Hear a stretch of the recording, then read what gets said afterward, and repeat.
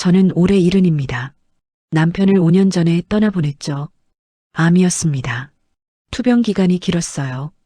병원비도 만만치 않았고요. 그래도 남편과 함께 평생 모은 돈으로 이 아파트만은 지킬 수 있었습니다. 7억짜리 아파트였어요. 중소도시라 강남처럼 비싸진 않았지만 저희 부부에게는 전 재산이나 다름없었죠. 남편이 떠난 후 저는 이 집에서 혼자 살았습니다. 넓은 집이 덩그러니 비어 있으니 쓸쓸했어요. 그래도 남편과의 추억이 곳곳에 남아 있어서 외롭지만은 않았죠. 거실 창가에 남편이 좋아하던 난초를 키웠고 작은 방에는 우리 아들 어렸을 적 사진들이 가득했습니다. 저는 평생 식당 일과 파출부 일을 하며 악착같이 돈을 모았어요. 남편도 공장에서 일했죠. 둘이 합쳐서 모은 돈이 2억이었습니다. 은행에 예금해뒀어요. 그 이자와 국민연금 50만 원으로 한 달을 버텼죠. 생활비를 아껴 쓰면 그럭저럭 살만했습니다. 아들은 외동이에요. 결혼해서 서울에 살고 있었죠. 며느리와 손주 둘을 키우며 식품 유통 사업을 했습니다. 바쁘다며 자주 연락은 못했어요. 명절 때나 얼굴 보는 정도였죠. 서운하긴 했지만 젊은 사람들 바쁜 거 이해했습니다. 그런데 어느 봄날이었어요. 벚꽃이 피던 4월 초였죠. 아들에게서 갑자기 전화가 왔습니다. 1년 만이었어요. 목소리가 밝았습니다. 엄마, 이번 주말에 민지랑 같이 내려갈게요. 민지는 제 며느리 이름입니다. 저는 기뻤어요. 아들이 찾아온다니 얼마 만인가 싶었죠. 집 청소를 하고 아들이 좋아하는 갈비찜을 준비했습니다. 시장에 가서 신선한 재료를 골랐어요. 주말 오후 아들과 며느리가 함께 왔습니다. 현관문을 열자 아들이 활짝 웃으며 말했어요. 엄마, 오랜만이에요. 건강하셨죠? 민지도 밝게 인사했습니다. 어머니, 얼굴 좋아 보이세요. 잘 지내셨어요? 저는 반가워서 손을 잡았어요. 그들의 손이 따뜻했습니다. 거실로 안내하며 차를 내왔죠. 오랜만에 집안이 활기찼습니다. 저녁 준비를 하는 동안 아들과 며느리는 거실에서 TV를 봤어요. 웃음소리가 들렸습니다. 저는 부엌에서 음식을 하며 흐뭇했죠. 역시 집은 사람이 있어야 한다는 생각이 들었습니다. 저녁 식사를 시작했어요. 갈비찜이 잘 익었습니다. 아들이 한 입 먹더니 엄지를 치켜세웠죠. 역시 엄마 손맛이 최고예요. 민지도 맛있다며 계속 먹었습니다. 저는 그들이 먹는 모습을 보며 행복했어요. 이런 시간이 오래 지속됐으면 좋겠다고 생각했죠. 식사가 어느 정도 끝나갈 무렵이었습니다. 아들이 젓가락을 내려놓고 조심스럽게 말을 꺼냈어요. 엄마, 사실은 오늘 상의 드릴 게 있어서 왔어요. 저는 아들의 표정을 봤습니다. 진지했어요. 뭔가 중요한 얘기 같았죠. 무슨 일인데? 아들은 잠시 망설이다가 입을 열었습니다. 제가 식품 유통업을 하고 있잖아요. 그동안 작은 규모로 했는데 이번에 큰 거래처랑 계약할 기회가 생겼어요. 저는 고개를 끄덕였습니다. 아들이 사업을 키우려는구나 싶었죠. 대형 마트 체인이랑 납품 계약을 할 수 있는 기회예요. 근데 물량이 커서 창고도 확장해야 하고 초기 물품 구매 자금도 필요해요. 민지가 거들었습니다. 어머니, 정말 좋은 기회거든요. 이거 성사되면 저희 사업이 완전히 달라질 거예요. 저는 아들이 잘 되길 바랐습니다. 당연한 마음이었죠. 그런데 왠지 불안한 느낌이 들었어요. 아들이 말을 이었습니다. 엄마, 솔직히 말씀드릴게요. 사업 자금이 4억 정도 필요해요. 4억? 큰 돈이었습니다. 저는 숨이 막혔어요. 아들이 빠르게 설명했습니다. 은행 대출을 알아봤는데 이자가 너무 높아요. 연 7%가 넘어요. 그 이자 감당하면서 사업하면 수익이 거의 안 남아요. 민지도 말했습니다. 맞아요, 어머니. 은행 이자가 너무 부담스러워서요. 그래서 생각해 봤는데 아들이 제 손을 잡았습니다. 손이 약간 떨렸어요. 엄마, 2년만 빌려주실 수 있을까요? 딱 2년이요. 사업 안정되면 바로 갚을게요. 저는 당황했습니다. 4억이라는 돈이 쉽게 나올 리 없었죠. 제가 평생 모은 돈이 2억이었습니다. 그것도 노후 자금이었어요. 아들아, 엄마가 가진 돈이 2억밖에 없어. 아들의 얼굴이 어두워졌어요. 민지도 실망한 표정이었습니다. 그때 아들이 다시 말했습니다.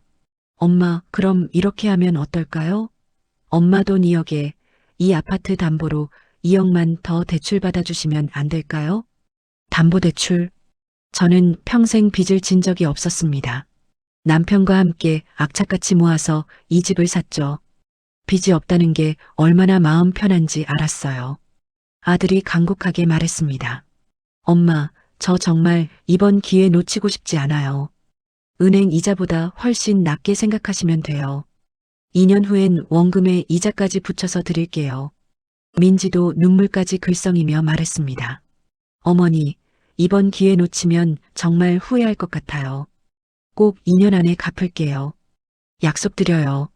저는 갈등했습니다. 한편으론 아들을 돕고 싶었어요. 제 자식인데 잘 되길 바라는 게 당연하잖아요. 하지만 다른 한편으론 두려웠습니다. 평생 모은 돈을 다 내주고 집까지 담보로 잡힌다니 무서웠어요. 아들은 제 손을 꼭 잡으며 말했습니다. 엄마, 제가 언제 거짓말했어요? 딱 2년만 믿어주세요. 사업 성공하면 엄마 편하게 해드릴게요. 저는 아들의 눈을 봤습니다. 간절했어요. 저를 믿어달라는 눈빛이었죠. 외동아들이었습니다. 제가 평생 키운 아들이에요. 얼마나 고생하며 키웠는지 몰라요. 결국 저는 고개를 끄덕였습니다. 알았어. 그래, 2년 안에 꼭 갚는다는 약속만 지켜라. 아들과 며느리의 얼굴이 환해졌어요. 아들이 저를 껴안았습니다. 엄마 고마워요. 정말 고마워요. 이 은혜 평생 잊지 않을게요. 민지도 제 손을 잡았습니다. 어머니 감사합니다. 정말 정말 감사해요. 2년 후엔 이자까지 붙여서 꼭 드릴게요. 그날 밤 아들 부부가 돌아간 후 저는 잠을 이루지 못했습니다. 4억이라는 돈이 머릿속을 떠나지 않았어요. 과연 잘한 결정일까? 불안했습니다. 하지만 저는 아들을 믿기로 했죠. 제 자식인데 설마 어미를 속이겠어요. 다음 날 아침 저는 일찍 일어났습니다. 잠을 설쳤지만 해야 할 일이 있었어요. 은행에 가야 했죠. 평생 빚을 져본 적 없는 제가 대출을 받으러 가는 길이었습니다. 은행 문을 열고 들어서니 가슴이 두근거렸어요. 상담 직원에게 담보대출 상담을 하러 왔다고 말했습니다. 젊은 여직원이 친절하게 안내했죠. 어르신, 어떤 용도로 대출이 필요하세요? 저는 솔직하게 말했습니다. 아들 사업 자금이요. 2억 정도 필요해요. 여직원이 서류를 꺼내며 물었습니다. 담보로 잡으실 부동산이 있으신가요? 네, 제가 살고 있는 아파트요. 7억 정도 해요. 여직원이 계산기를 두드렸습니다. 몇 가지 질문을 더하더니 고개를 끄덕였어요. 7억이면 2억 대출 가능하세요. 근데 어르신, 매달 이자 나가는 거 아시죠? 저는 가슴이 철렁했습니다. 이자를 생각 못한 건 아니었지만 막상 직접 들으니 무서웠어요. 이자가 얼마나 되나요? 현재 금리로 계산하면 월 90만 원 정도 됩니다. 90만 원. 제 국민연금이 50만 원이었습니다. 예금 이자까지 합쳐도 한 달에 65만 원 정도였죠. 부족한 돈은 제 생활비를 줄여야 했어요. 여직원이 걱정스러운 얼굴로 물었습니다. 어르신, 매달 90만 원 이자 감당하실 수 있으세요? 저는 잠시 망설였습니다. 솔직히 자신이 없었어요. 하지만 아들을 위해 결심한 일이었죠. 2년만 버티면 돼요. 아들이 2년 후에 갚는다고 약속했어요. 여직원은 더 이상 말하지 않았습니다. 서류를 작성하기 시작했죠. 저도 떨리는 손으로 서류에 도장을 찍었어요. 평생 처음 지는 빚이었습니다. 일주일 후 대출금이 나왔습니다. 제 통장에 2억이 들어왔어요. 제가 평생 모은 2억과 합치니 4억이었죠. 큰 돈이었습니다. 제 평생 본 적 없는 금액이었어요. 저는 아들에게 전화했습니다. 아들아, 돈 준비됐어. 언제 내려올 수 있어? 아들의 목소리가 들떠 있었어요. 엄마, 정말요? 고마워요. 내일 바로 내려갈게요. 다음 날 아들이 혼자 왔습니다. 민지는 아이들 돌봐야 한다며 오지 않았어요. 아들은 현관문을 열자마자 제게 안겼습니다. 엄마, 정말 감사해요. 엄마가 아니었으면 이 기회 못 잡았을 거예요. 저는 아들의 등을 토닥였습니다. 제 아들이 잘 되는 게 제일 중요했어요. 은행에 함께 갔습니다. 제 계좌에서 4억을 아들 계좌로 이체했죠. 숫자가 움직이는 걸 보니 가슴이 답답했어요. 평생 모은 돈이 한순간에 사라졌습니다. 이체가 끝나고 은행 밖으로 나왔습니다. 아들이 제 손을 잡았어요. 엄마, 꼭 2년 후에 갚을게요. 약속해요. 이자도 붙여서 드릴게요. 저는 아들의 눈을 똑바로 봤습니다. 아들아, 엄마는 이자 같은 거 필요 없어. 2년 후에 원금만 돌려줘. 그것만 지켜줘. 아들이 고개를 끄덕였습니다. 눈시울이 붉어졌어요. 엄마, 저 정말 열심히 할게요. 이 은혜 평생 잊지 않을게요. 점심을 같이 먹고 아들은 서울로 올라갔습니다. 저는 집으로 돌아와 텅 빈 통장을 봤어요. 2억이 사라진 자리가 휑했습니다. 그래도 아들이 잘 될 거라 믿었죠. 첫 달 이자 납부일이 왔습니다. 90만 원이 빠져나갔어요. 제 국민연금 50만 원과 예금, 이자 15만 원을 합쳐도 부족했습니다. 25만 원이 모자랐죠. 생활비를 줄여야 했어요. 장을 보러 시장에 갔습니다. 예전에는 먹고 싶은 걸 조금씩 샀는데 이제는 가격표부터 봤어요. 싼 것만 골랐습니다. 고기는 한 달에 한 번만 먹기로 했죠. 전기세, 수도세도 아껴야 했습니다. 여름인데 에어컨을 틀지 않았어요. 선풍기만 돌렸죠. 겨울에는 보일러를 최소한으로만 켰습니다. 추워도 이불을 더 덮으면 됐어요. 그래도 처음 몇 달은 아들이 자주 전화했습니다. 일주일에 한 번씩은 꼭 연락이 왔어요. 엄마, 저예요. 요즘 어떻게 지내세요? 아들의 목소리를 듣는 게 좋았습니다. 힘들어도 견딜 수 있었죠. 엄마는 잘 지내. 넌 어떠니? 사업은 잘 되고 있어? 네, 엄마 덕분에 거래처랑 계약했어요. 물량도 많이 들어오고 있어요. 저는 기뻤습니다. 아들이 잘 되고 있다니 다행이었어요. 그래, 다행이다. 건강 조심해야 해. 엄마도 건강 챙기세요. 다음 달에 내려갈게요. 전화를 끊으면 마음이 따뜻해졌습니다. 아들이 저를 생각하고 있구나 싶었죠. 추석이 다가왔습니다. 아들 가족이 내려왔어요. 손주들도 함께였습니다. 아이들이 뛰어노니 집안이 환해졌죠. 민지가 선물 봉투를 건넸습니다. 어머니, 이거 받으세요. 용돈이에요. 봉투 안에 50만 원이 들어 있었어요. 큰 돈이었습니다. 이건 너희가 쓰렴. 나는 괜찮아. 아들이 제 손을 잡았습니다. 엄마, 받으세요. 저희가 드리고 싶어서 준비한 거예요. 저는 눈물이 날 뻔했습니다. 아들이 이렇게 효자였나 싶었어요. 저녁을 먹으며 아들이 말했습니다. 엄마, 조금만 기다리면 돈 갚고 효도 제대로 할게요. 사업이 정말 잘 되고 있어요. 민지도 웃으며 맞장구 쳤습니다. 맞아요, 어머니. 2년만 기다려주세요. 그 후엔 어머니 편하게 해드릴게요. 저는 뿌듯했습니다. 힘들어도 보람있다고 느껴졌어요. 제가 아들을 잘 키웠구나 싶었죠. 추석이 끝나고 아들 가족이 돌아갔습니다. 집은 다시 고요해졌어요. 하지만 마음은 따뜻했습니다. 그렇게 몇 달이 흘렀습니다. 저는 이자를 꼬박꼬박 냈어요. 생활비를 줄이고 또 줄였습니다. 하루 식비를 5천 원으로 맞췄죠. 아침은 밥 한 공기에 김치만 먹었습니다. 점심은 라면으로 때웠어요. 저녁도 간단하게 먹었죠. 친구들이 모임에 나오라고 했지만 거절했습니다. 밖에서 밥 먹으면 돈이 나갔어요. 집에 있는 게 제일 경제적이었죠. 병원도 아껴야 했습니다. 무릎이 아파도 참았어요. 약국에서 파스만 사붙였습니다. 병원비가 아까웠거든요. 그래도 아들의 전화를 받으면 힘이 났습니다. 아들의 목소리가 밝았어요. 엄마, 이번 달 매출이 정말 좋아요.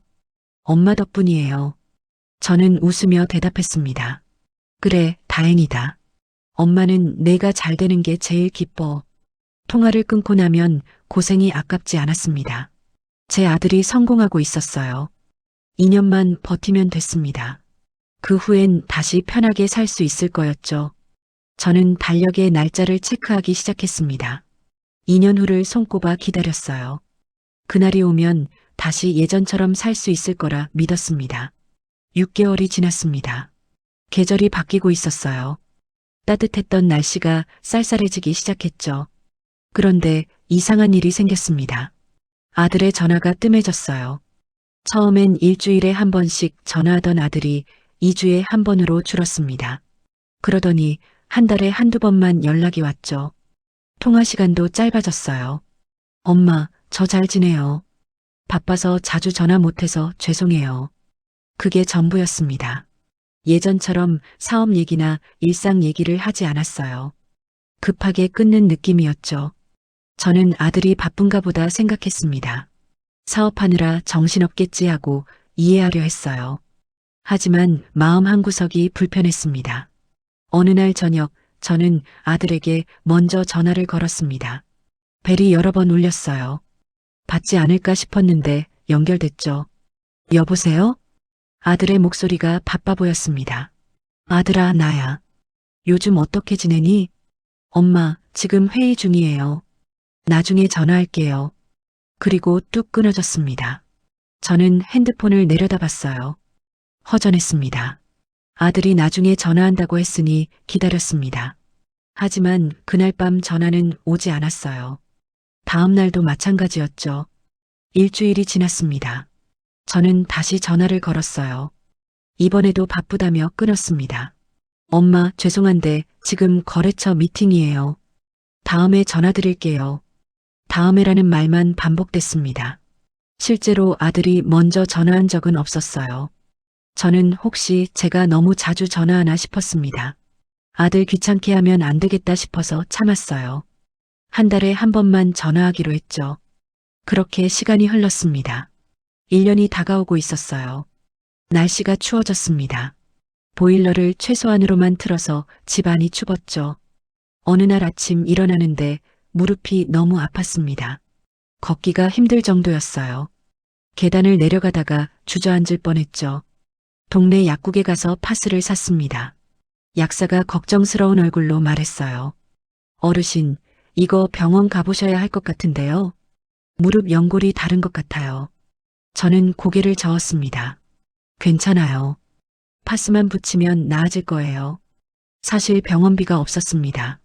매달 이자 90만 원을 내고 나면 생활비도 빠듯했어요.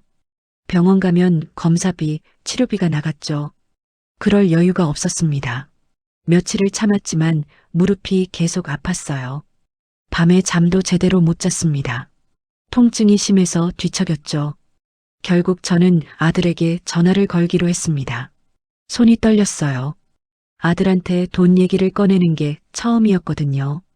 여보세요? 아들이 받았습니다. 목소리가 피곤해 보였어요. 아들아, 나야. 엄마, 무슨 일이에요? 제 목소리도 떨렸습니다.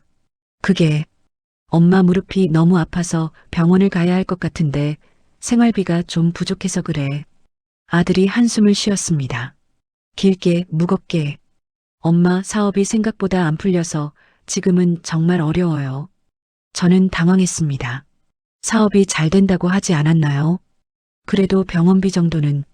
아들의 목소리가 차가워졌습니다. 2년 약속했잖아요. 그때까지 기다려주세요.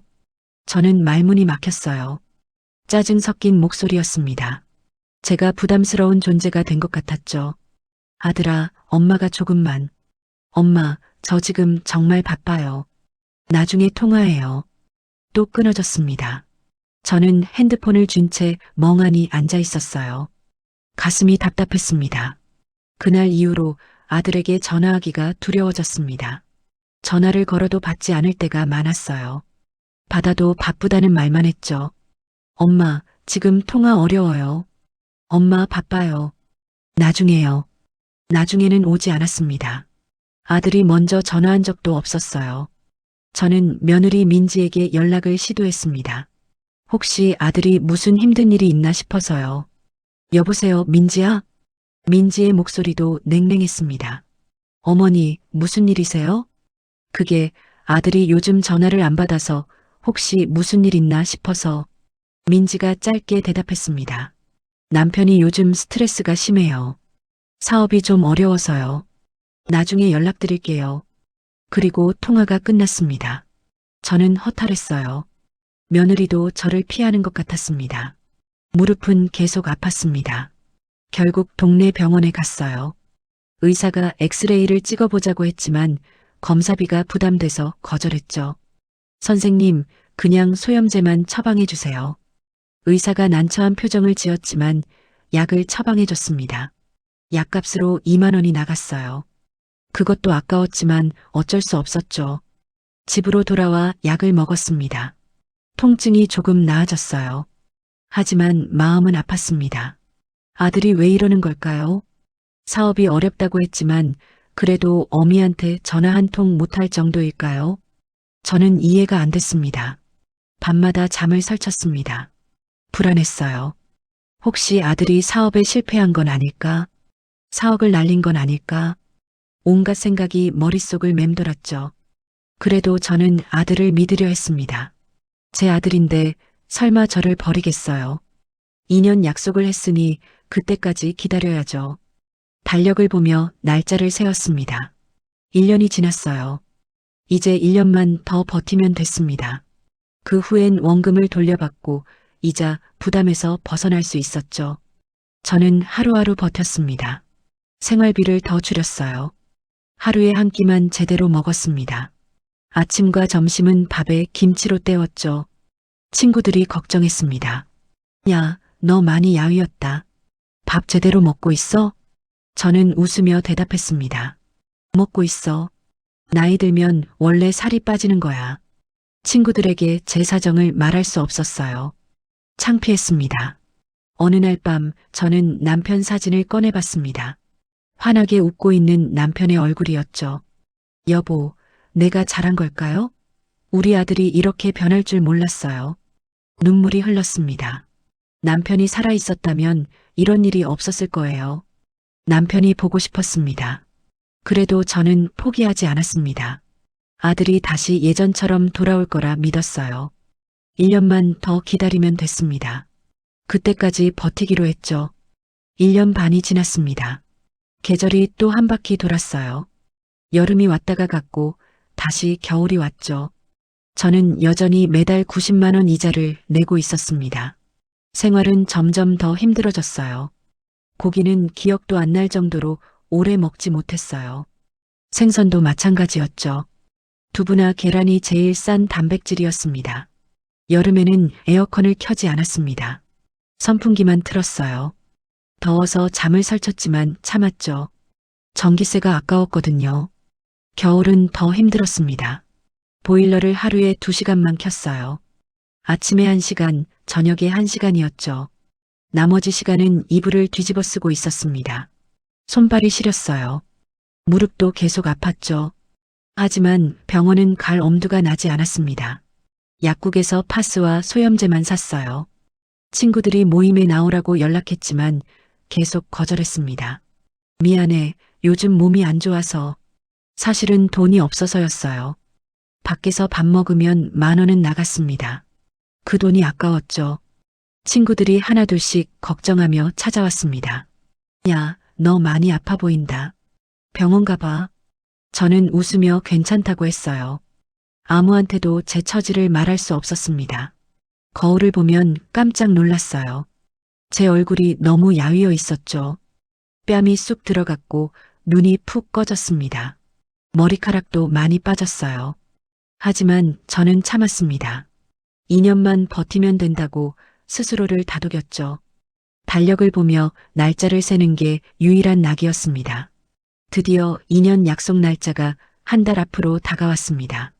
11월 15일이었어요. 그날이 오면 아들이 4억을 갚기로 한 날이었죠. 저는 설레었습니다. 이제 곧 이 힘든 시간이 끝난다는 생각에 가슴이 두근거렸어요. 대출을 갚고 나면 남은 2억으로 다시 예전처럼 살 수 있었죠. 저는 아들에게 전화를 걸었습니다. 한 달 전쯤 미리 얘기해야 아들도 준비할 수 있을 거라 생각했어요. 하지만 전화는 받지 않았습니다. 벨이 길게 울리다가 끊어졌죠. 이상했습니다. 저는 다시 전화를 걸었어요. 또 받지 않았습니다. 며느리에게도 전화했습니다. 민지도 전화를 받지 않았어요. 다음 날도 전화했습니다. 그 다음 날도 마찬가지였죠. 일주일 동안 수십 통의 전화를 했지만 아무도 받지 않았습니다. 가끔 전화기가 꺼져 있다는 안내 멘트가 나왔어요. 제 전화를 피하는 게 분명했습니다. 저는 불안했습니다. 가슴이 철렁 내려앉는 느낌이었어요. 설마 아들이 돈을 갚을 생각이 없는 건 아니겠죠. 약속 날짜 2주 전이 됐습니다. 여전히 아들에게서 연락이 없었어요. 저는 잠을 잘 수가 없었습니다. 밤마다 뒤척였어요. 온갖 생각이 머릿속을 맴돌았죠. 혹시 아들이 사업에 실패해서 돈이 없는 건 아닐까? 아니면 저를 피하는 걸까? 약속 날짜 일주일 전이었습니다. 저는 더 이상 기다릴 수 없었어요. 문자를 보냈습니다. 아들아, 엄마야. 다음 주가 약속한 날인데 연락이 안 돼서 걱정이야. 전화 좀 해줘. 문자는 읽음 표시가 떴습니다. 하지만 답장은 오지 않았어요. 저는 화가 났습니다. 동시에 두려웠죠. 뭔가 잘못됐다는 느낌이 강하게 들었어요. 드디어 11월 15일이 됐습니다. 약속한 그날이었어요. 저는 아침부터 핸드폰을 붙잡고 있었습니다. 아들에게서 연락이 올 거라 기대했죠. 하지만 오전이 지나고 오후가 됐는데도 아무 연락이 없었습니다. 저는 다시 전화를 걸었습니다. 역시 받지 않았어요. 문자도 보냈습니다. 아들아, 오늘이 약속한 날이야. 엄마한테 연락 좀 해줘. 읽음 표시만 떴습니다. 답장은 없었어요. 저녁이 됐습니다. 저는 밥도 먹지 못했어요. 속이 메스꺼웠죠. 아들이 저를 완전히 피하고 있다는 게 확실했습니다. 배신감이 밀려왔습니다. 분노도 느껴졌어요. 하지만 그보다 더 큰 건 슬픔이었습니다. 제가 평생 키운 아들이 저를 이렇게 대할 줄 몰랐어요. 다음 날 저는 결심했습니다. 직접 찾아가기로 했죠. 아들이 다닌다는 사업장 주소를 알고 있었어요. 예전에 명함을 받았거든요. 저는 서울행 버스를 탔습니다. 2시간이 걸렸어요. 오랜만에 먼 길을 가니 몸이 힘들었죠. 사업장 앞에 도착했습니다. 큰 건물이었어요. 저는 입구 근처 벤치에 앉아 기다렸습니다. 추운 날씨였어요. 바람이 매서웠죠. 저는 외투를 여미고 앉아 있었습니다. 지나가는 사람들이 저를 쳐다봤어요. 초라한 모습이었겠죠. 4시간이 지났습니다. 저는 꼼짝도 않고 기다렸어요. 다리가 저렸지만 참았습니다. 1시간쯤 지났을까요? 저 멀리서 아들이 보였습니다. 민지와 함께 걸어 나오고 있었어요. 저는 벌떡 일어났습니다. 달려가서 아들을 붙잡았죠. 아들아. 아들이 깜짝 놀랐습니다. 얼굴이 하얗게 질렸어요. 엄마, 왜 여기까지? 민지도 당황한 표정이었습니다. 저는 떨리는 목소리로 말했어요. 너희가 전화를 안 받아서 직접 왔어. 우리 카페 가서 얘기 좀 하자. 아들이 난처한 얼굴로 민지를 쳐다봤습니다. 민지가 작게 한숨을 쉬었죠. 어머니, 잠깐만 기다리세요. 민지가 아들의 팔을 잡고 몇 걸음 떨어진 곳에서 뭔가 속삭였습니다. 저는 그 모습을 보며 가슴이 답답했어요. 잠시 후 아들이 돌아왔습니다. 엄마, 카페 갑시다. 우리는 근처 카페로 갔습니다. 저는 아들과 민지 맞은편에 앉았어요. 커피를 시켰지만 마실 생각이 나지 않았죠. 긴장됐습니다. 이제 진실을 마주해야 할 시간이었어요. 카페 안은 따뜻했습니다. 하지만 저는 온몸이 떨렸어요. 긴장 때문이었죠. 아들과 민지가 맞은편에 앉아 있었습니다. 저는 최대한 부드럽게 말하려고 노력했어요. 목소리를 낮췄죠. 아들아, 민지야. 2년 약속이 다 됐는데 언제 갚을 수 있겠니? 아들은 대답하지 않았습니다. 커피잔만 휘젓고 있었어요. 스푼이 잔에 부딪히는 소리만 들렸죠. 민지가 먼저 입을 열었습니다. 어머니, 솔직히 지금 당장은 어려워요. 저는 가슴이 철렁했습니다. 예상했던 대답이었지만 직접 들으니 더 충격이었어요. 어렵다니, 그게 무슨 말이니? 민지가 한숨을 쉬었습니다. 사업이 생각처럼 안 됐어요. 요즘 경기도 안 좋고요. 저는 참았던 말을 꺼냈습니다. 그래도 약속은 지켜야 하는 거 아니니? 2년이라고 했잖아. 민지의 표정이 변했습니다. 싸늘해졌어요. 눈빛이 차가워졌죠. 어머니, 어차피 나중에 저희가 상속받을 돈 아니에요? 미리 받았다고 생각하시면 안 돼요? 저는 귀를 의심했습니다. 방금 뭐라고 했죠? 상속받을 돈이라고요. 민지야, 그게 무슨 말이니? 민지가 목소리를 높였습니다. 주변 사람들이 쳐다볼 정도였어요. 우리가 도박한 것도 아니고 사업에 쓴 건데 왜 이렇게 닥달하세요? 저는 말문이 막혔습니다. 황당했어요. 제가 닥달하고 있다는 말인가요? 2년 약속을 지키라는 게 닥달인가요? 아들이 조심스럽게 말했습니다. 엄마, 사업이 생각보다 안 풀렸어요. 조금만 더 기다려주시면 안 돼요? 조금만 더. 얼마나 더 기다리라는 걸까요? 저는 이미 2년을 기다렸습니다. 아들아, 엄마도 힘들어. 매달 이자 90만 원을 내느라. 목소리가 떨렸어요. 눈물이 날 것 같았죠. 엄마가 하루에 5천 원으로 살고 있어. 겨울에도 보일러를 못 켜. 너무 힘들다. 아들이 고개를 숙였습니다. 미안한 표정도 아니었어요. 그냥 귀찮다는 얼굴이었죠. 민지가 비웃듯 말했습니다. 그럼 집 팔면 되잖아요. 어차피 혼자 사시는데 큰 집이 뭐가 필요해요? 그 말을 듣는 순간 머리가 멍해졌습니다. 집을 팔라고요. 남편과 평생 모아서 산 그 집을요. 민지야, 그 집은 목이 메었습니다. 말이 나오지 않았어요.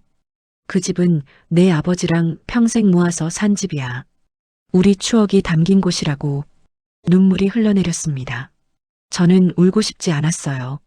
하지만 참을 수 없었죠. 민지는 더 차갑게 말했습니다. 눈빛의 동정이라곤 찾아볼 수 없었어요.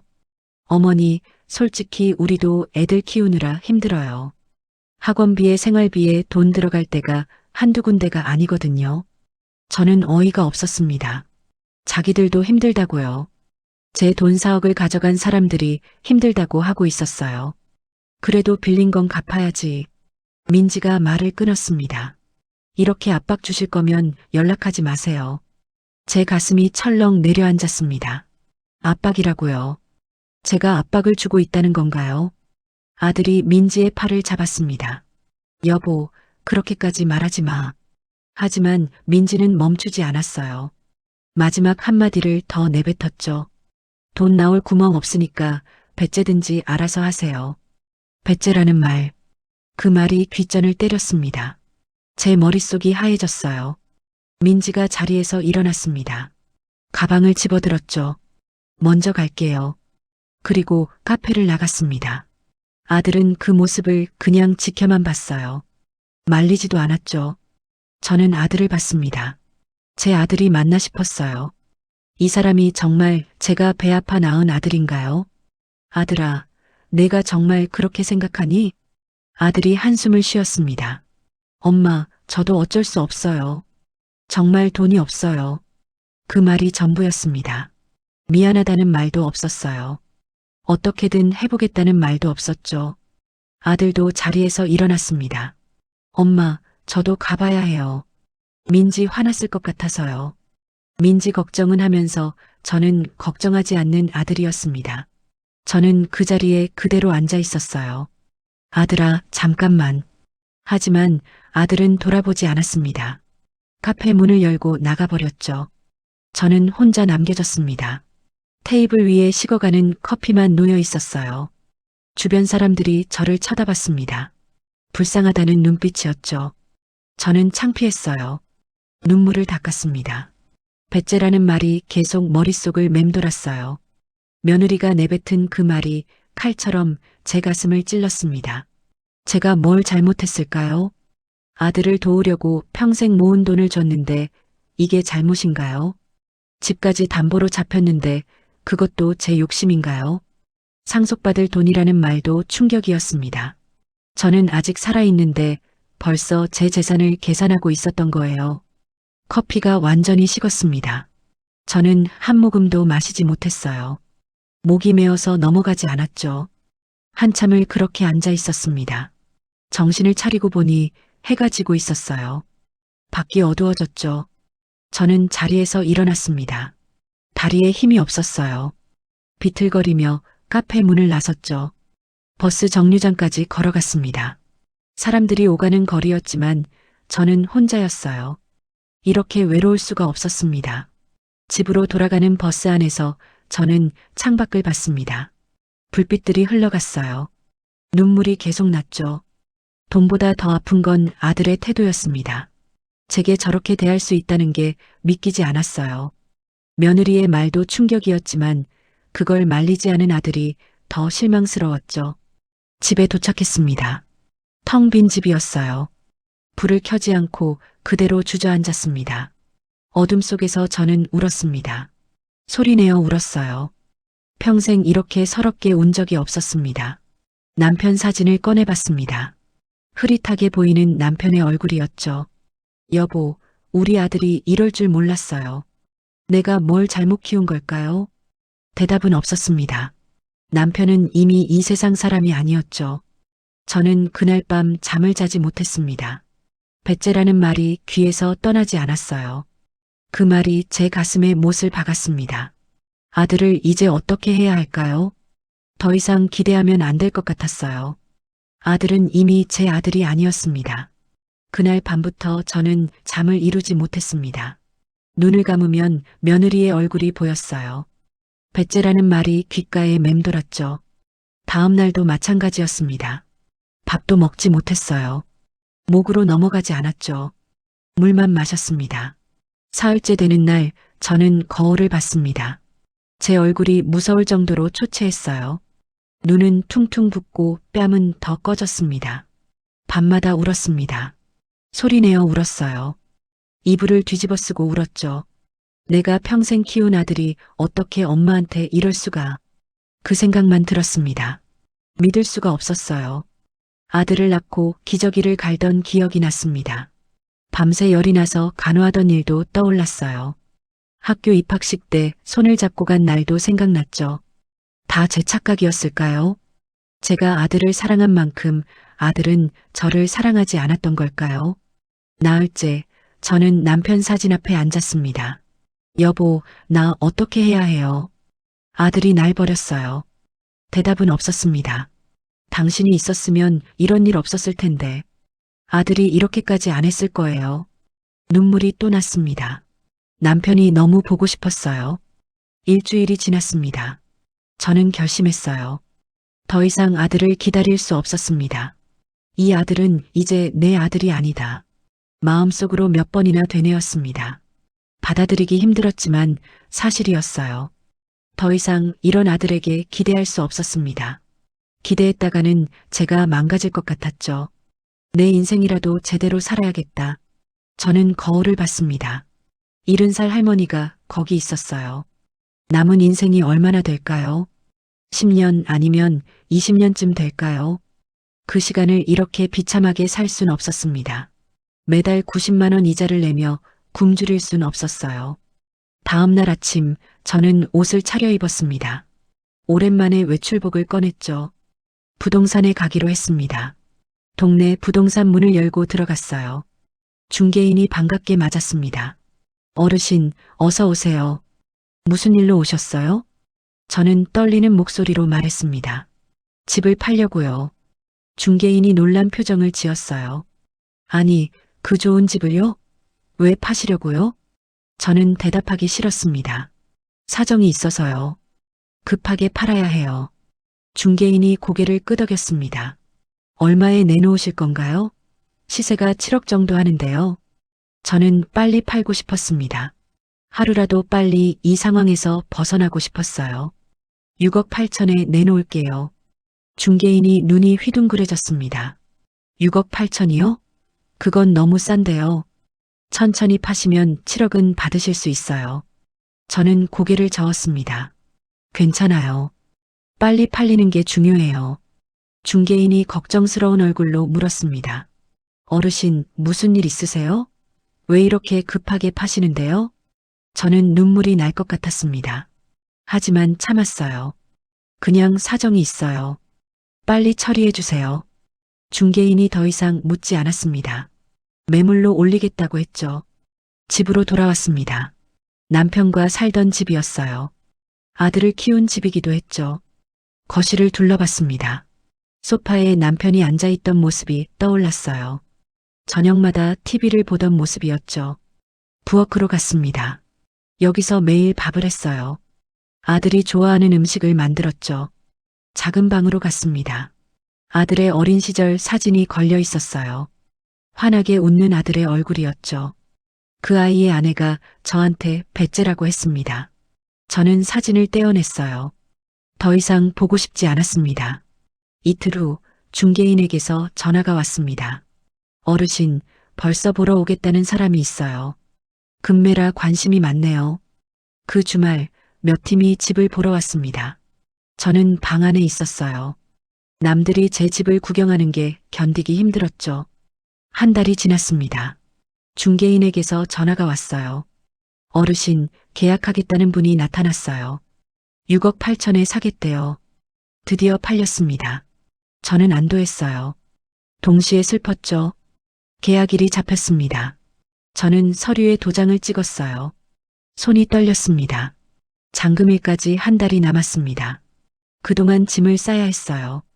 저는 하나하나 짐을 정리했습니다. 남편의 옷, 아들의 책, 제 물건들. 다 추억이었어요. 마지막 날이 왔습니다. 이사 갈 곳은 아직 정하지 못했어요. 일단 은행부터 가야 했죠. 은행에서 대출 2억을 갚았습니다. 숫자가 사라지는 걸 보니 후련했어요. 더 이상 이자를 낼 필요가 없었죠. 중개 수수료와 각종 비용을 제하니 손에 남은 돈이 4억 5천만 원이었습니다. 제 통장에 그 돈이 들어왔어요.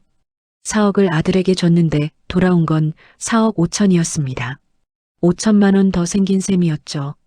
하지만 전혀 기쁘지 않았어요. 평생 살던 집을 잃었습니다. 남편과의 추억도 잃었죠. 무엇보다 아들을 잃었습니다. 집을 나서기 전 저는 빈 집을 한 바퀴 돌았습니다. 발소리만 울렸어요. 현관문 앞에 섰습니다. 마지막으로 집을 둘러봤죠. 여보, 미안해요. 우리 집을 지키지 못했어요. 눈물이 흘렀습니다. 하지만 더 이상 여기 있을 수 없었어요. 문을 열고 나왔습니다. 뒤돌아보지 않았어요. 뒤돌아보면 주저앉을 것 같았죠. 저는 걸었습니다. 어디로 가야 할지 몰랐지만 일단 걸었어요.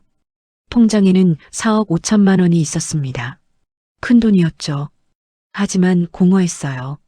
이제 아무도 믿지 않고 혼자 힘으로 살겠다. 그렇게 다짐했습니다. 아들도 며느리도 아무도 믿지 않기로 했어요. 저 혼자 힘으로 살아야 했습니다. 누구한테도 의지하지 않고 말이죠. 새 출발이었습니다. 70살의 새 출발. 늦었지만 어쩔 수 없었어요. 저는 버스 정류장으로 걸어갔습니다. 어디로 가야 할지 몰랐지만 일단 이곳을 떠나야 했죠. 저는 작은 여관에 짐을 풀었습니다. 일주일치 방값을 냈어요. 그동안 앞으로 어떻게 살지 계획을 세워야 했죠. 노트북을 켰습니다. 인터넷으로 집을 알아보기 시작했어요. 서울 근처는 비쌌습니다. 아파트는 생각도 못할 가격이었죠. 지방을 검색했습니다. 경상도 쪽이 괜찮아 보였어요. 공기도 좋고 조용하다고 했죠. 며칠 동안 부동산 사이트를 뒤졌습니다. 마당 딸린 단층 집을 찾았어요. 혼자 살기 딱 좋은 크기였죠. 한 집이 눈에 들어왔습니다. 경상도 작은 마을에 있는 집이었어요. 방 2개의 마당이 넓었습니다. 가격은 1억 5천만 원이었죠. 부동산에 전화를 걸었습니다. 그 집 아직 안 팔렸나요? 중개인이 반가워했어요. 네, 아직 있어요. 보러 오실래요? 다음 날 기차를 타고 내려갔습니다. 3시간이 걸렸어요. 창밖으로 산이 보였죠. 역에서 중개인이 기다리고 있었습니다. 차를 타고 마을로 갔어요. 한적했습니다. 논밭이 펼쳐져 있었죠. 집에 도착했습니다. 작은 단층 집이었어요. 오래됐지만 깨끗했습니다. 마당이 넓었어요. 감나무 한 그루가 서 있었죠. 텃밭도 만들 수 있을 것 같았습니다. 이 집으로 할게요. 중개인이 놀랐습니다. 안을 보시고 결정하세요. 괜찮아요. 마음에 들어요. 계약을 했습니다. 현금으로 1억 5천을 냈어요. 제 집이 생겼습니다. 남은 돈 3억을 은행에 예금했습니다. 이사 날짜를 잡았습니다. 일주일 후였어요. 그 전에 해야 할 일이 있었죠. 저는 핸드폰을 꺼냈습니다. 아들 번호를 눌렀어요. 전화를 거는 게 아니었습니다. 문자를 보낼 참이었죠. 손가락이 떨렸습니다. 마지막 문자였어요. 이사 간다. 다시는 연락하지 마라. 전송 버튼을 눌렀습니다. 문자가 나갔죠. 읽음 표시는 확인하지 않았습니다. 그리고 휴대폰 대리점에 갔어요. 번호를 바꿨습니다. 새 번호를 받았죠. 아들과의 연결고리가 끊어졌습니다. 이제 아들이 저를 찾을 방법이 없었어요. 슬펐습니다. 하지만 어쩔 수 없었죠. 더 이상 상처받고 싶지 않았습니다. 이사 날이 왔습니다. 짐이 별로 없었어요. 옷가지와 남편 사진, 몇 가지 살림만 챙겼습니다. 기차를 타고 다시 그 마을로 갔습니다. 이번엔 돌아올 표를 끊지 않았어요. 여기서 살 거니까요. 집에 도착했습니다. 제 집이었어요. 문을 열고 들어갔죠. 작았습니다. 하지만 아늑했어요. 혼자 살기 딱 좋았죠. 다음 날 아침 마당으로 나갔습니다. 공기가 맑았어요. 새소리가 들렸죠. 감나무를 올려다봤습니다. 꽃이 피어 있었어요. 가을이 되면 감이 열릴 거였죠. 옆집 할머니가 인사를 하러 왔습니다. 새로 이사 오셨어요? 어디서 오셨어요? 저는 웃으며 대답했습니다. 서울 근처에서 왔어요. 혼자 조용히 살려고요. 할머니가 고개를 끄덕였어요. 그러세요. 여긴 조용해서 좋아요. 불편한 거 있으면 말씀하세요. 며칠 후 할머니가 찾아왔습니다. 손에 뭔가 들고 있었어요. 텃밭 가꿔보세요. 상추랑 고추 모종이에요. 저는 고마웠습니다. 어떻게 심어요? 할머니가 마당으로 나갔습니다. 직접 보여주겠다고 했어요. 함께 땅을 팠습니다. 모종을 심었죠. 물을 주었습니다. 매일 물 주면 돼요. 한 달 후면 먹을 수 있어요. 저는 신기했습니다. 제가 직접 채소를 키운다니요. 그날부터 아침마다 텃밭에 물을 줬습니다. 상추가 자라는 게 보였어요. 고추도 꽃을 피웠죠. 매일 아침 마당에 나왔습니다. 차를 한 잔 타서 나왔어요. 감나무 아래 놓인 의자에 앉았죠. 새소리를 들으며 차를 마셨습니다. 평온했어요. 오랜만에 마음이 편했죠. 이제 아무에게도 의지하지 않고 내 힘으로 평온하게 살겠다. 스스로에게 다짐했습니다. 아들도 며느리도 아무도 필요 없었어요. 한 달이 지났습니다. 상추를 첫 수확했어요. 제 손으로 키운 채소였죠. 저녁에 상추를 쌈 싸 먹었습니다. 맛있었어요. 어떤 음식보다 맛있었죠. 이웃 할머니들이 가끔 찾아왔습니다. 반찬을 나눠줬어요. 저도 제가 키운 채소를 나눠줬죠. 마을 사람들이 친절했습니다. 외롭지 않았어요. 가끔 아들 생각이 났습니다. 어쩔 수 없었죠. 평생 키운 자식인데요. 그럴 때마다 가슴이 아팠습니다. 배신감이 밀려왔어요. 배째라던 며느리의 말이 떠올랐죠. 하지만 저는 용서하지 않기로 했습니다. 아들을 다시 받아들일 수 없었어요. 제게 저렇게 대한 아들을 어떻게 용서하겠어요. 평생 모은 돈을 주고도 배째라는 말을 들었는데요. 저는 앞만 보기로 했습니다. 과거는 과거였어요. 이제 제 인생을 살아야 했죠. 계절이 바뀌었습니다. 여름이 왔어요. 감나무에 감이 열렸습니다. 가을이 되자 감이 익었어요. 따서 말렸죠. 곶감을 만들었습니다. 이웃에 나눠줬습니다. 할머니들이 좋아했어요. 혼자 사는데 이렇게 많이 만들었어요? 저는 웃었습니다. 할 일이 없어서요. 시간이 많거든요. 사실 바빴습니다. 텃밭 가꾸고 집 정리하고 이웃과 수다 떨고 하루가 금방 갔어요. 행복했습니다. 오랜만에 느끼는 행복이었죠. 돈 걱정도 없었어요. 이자와 연금으로 충분히 살 수 있었습니다. 건강도 나아졌습니다. 아팠던 무릎도 좋아졌어요. 매일 걷고 텃밭일을 하니까 운동이 됐죠. 살도 쪘습니다. 제대로 먹으니까요. 얼굴에도 생기가 돌았어요. 거울을 보면 예전보다 나아 보였습니다. 웃는 얼굴이었죠. 어느 날 저녁 마당에 앉아 있었습니다. 감나무를 바라봤어요. 저는 눈물을 흘렸습니다. 이번엔 슬픈 눈물이 아니었어요.